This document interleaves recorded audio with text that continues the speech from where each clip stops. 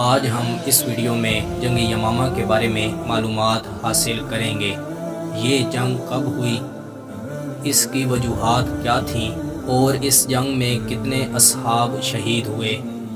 ہمارے پیارے پیغمبر محسن انسانیت حضرت محمد صلی اللہ علیہ وسلم کے وصال کے بعد منافقین نے نبوت کے جھوٹے دعوے شروع کر دیے۔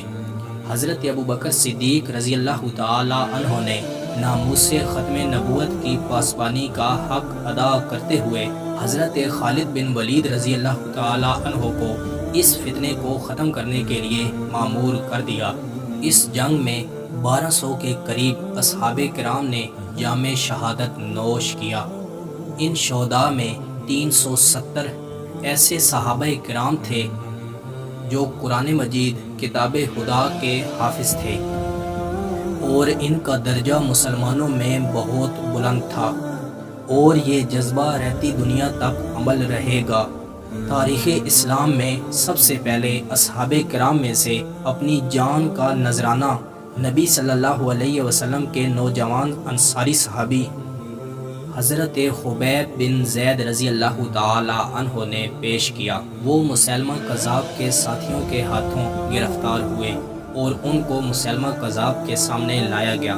مسیلمہ کذاب نے ان سے پوچھا، کیا تم حضرت محمد صلی اللہ علیہ وسلم کو اللہ کا نبی مانتے ہو؟ آپ نے جواب دیا، ہاں بالکل، میں آپ صلی اللہ علیہ وسلم کو اللہ کا نبی مانتا ہوں۔ مسیلمہ نے پھر پوچھا، کیا تم مجھے اللہ کا نبی مانتے ہو؟ حضرت خبیب بن زید نے جواب دیا، میرے کان تمہاری یہ بات سننے کو بھی تیار نہیں۔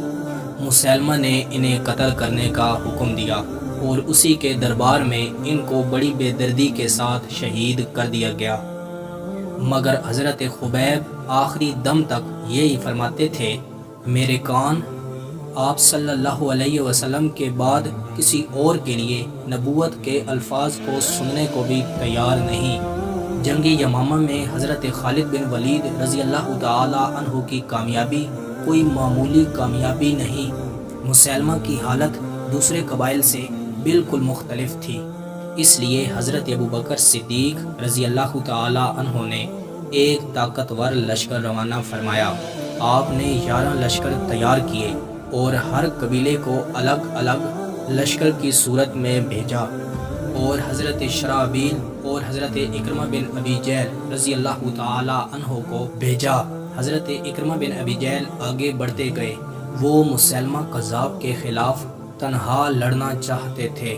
بعد میں وہ حضرت خالد بن ولید رضی اللہ تعالی عنہ کے لشکر میں شامل ہوئے۔ مسیلمہ نے اپنا لشکر یمامہ کی طرف بھیجا۔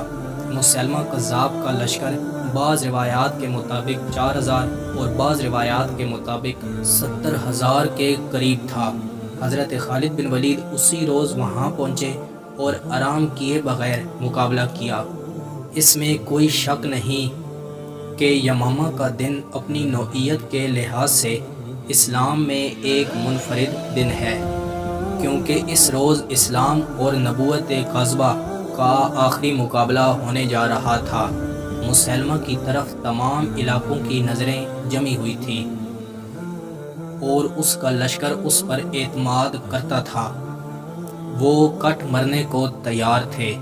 اس کے مقابلے میں ایک عظیم لیڈر حضرت خالد بن ولید رضی اللہ تعالی عنہ تھے۔ مسلمانوں میں بہت زیادہ جذبہ تھا، مسلمان تعداد میں بہت کم تھے، مگر اس کے باوجود ان میں جذبہ بہت زیادہ تھا۔ آغاز جنگ میں مسلمان بنی حنیفہ کے مقابلے میں کم ہونے کی وجہ سے پیچھے ہٹنے لگے، یہاں تک کہ مسیلمہ کذاب کا لشکر حضرت خالد بن ولید کے خیمے تک آ گیا، مگر مسلمانوں نے پیچھے ہٹنے کے باوجود دشمن کے سینکڑوں لوگوں کو قتل کر دیا۔ ان قتل ہونے والوں میں سب سے پہلے نہال الرجال تھا، اور اس کو حضرت عمر کے بھائی حضرت زید بن خطاب رضی اللہ تعالی عنہ نے قتل کیا، اور انہیں ایک لمحے کے لیے بھی شکست کا خیال نہ آیا۔ حضرت خالد بن ولید نے کہا، لوگوں الگ الگ ہو جاؤ اور بہادری سے لڑو، اور میں اس لیے یہ کہہ رہا ہوں تاکہ میں دیکھ سکوں کہ تم میں سے زیادہ بہادری سے کون لڑا۔ اس بات کا یہ اثر ہوا کہ ساروں نے بہادری سے لڑا۔ اب مسلمان آگے بڑھے اور مسیلمہ کذاب کی فوج کو قتل کرتے گئے۔ جب مسیلمہ نے دیکھا کہ اس کے ساتھیوں کی تعداد تھوڑی رہ گئی ہے تو اس نے حضرت خالد بن ولید رضی اللہ تعالی عنہ کا مقابلہ کرنے کے لیے آگے بڑھا، لیکن اس خیال سے رک گیا کہ اگر وہ خود مقابلہ کرنے کے لیے آگے نکلا تو مارا جائے گا۔ اس وقت مسیلمہ کے حوصلے کم ہو چکے تھے اور میدان جنگ سے بھاگنے کا ارادہ کیا اور لشکر والوں نے بھی بھاگنا شروع کر دیا۔ مسیلمہ ایک دیوار کے پیچھے چھپ گیا، لیکن ایک صحابی واشی نے اسے دیکھ لیا اور ایک زور کا نیزہ مارا جو اس کے سینے کے آر پار ہو گیا اور اسے جہنم واصل کیا۔ حضرت واشی رضی اللہ تعالی عنہ رسول اللہ صلی اللہ علیہ وسلم کے وہی صحابی ہیں جنہوں نے رسول اللہ صلی اللہ علیہ وسلم کے چچا حضرت حمزہ بن عبد المطلب رضی اللہ تعالی عنہ کو میدان احد میں شہید کیا تھا، اور ان کو رسول اللہ صلی اللہ علیہ وسلم نے معاف کر دیا، لیکن حضور نے اپنے سامنے آنے سے منع فرما دیا کہ آپ کو دیکھ کر مجھے حضرت حمزہ رضی اللہ تعالی عنہ یاد آ جاتے ہیں۔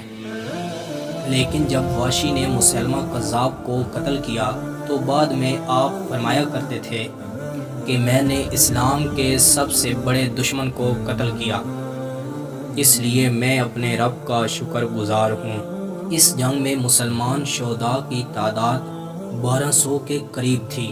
370 مہاجرین، 300 انصاری اور باقی دیگر قبائل کے لوگ تھے۔ ان میں سے 370 صحابہ کرام حافظ قرآن تھے جن کا مرتبہ مسلمانوں میں بہت زیادہ بلند تھا۔